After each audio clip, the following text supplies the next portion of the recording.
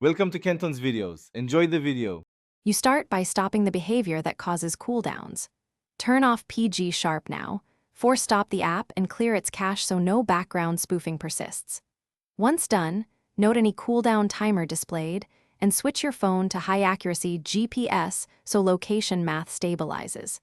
Make sure to sign out of any third-party accounts tied to spoofing, and prepare to use your real physical location only. These are the first actions that prevent further escalation and begin recovery.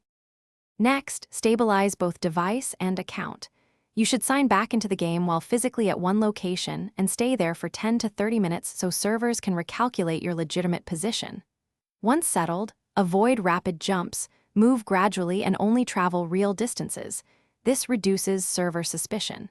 Test interactions. Spin a nearby Pokestop and attempt to catch a low CP Pokemon to see if actions register. If interactions work, the cooldown is de-escalating. If not, continue waiting and avoid re-enabling spoofing. For final steps, be patient and let any server-side cooldown expire fully before resuming normal play. Use in-game notifications and attempts to interact to confirm the cooldown has lifted. If problems persist after the expected wait, restart your device, uninstall third-party tools, and reinstall only the official app to remove residual modifications. If you still face persistent bans or errors, clear extra account sessions, and consider contacting the game's support. Explain you removed spoofing tools and followed recovery steps.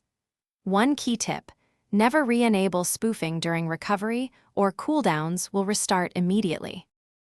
Thanks for watching. Consider subscribing if we helped you.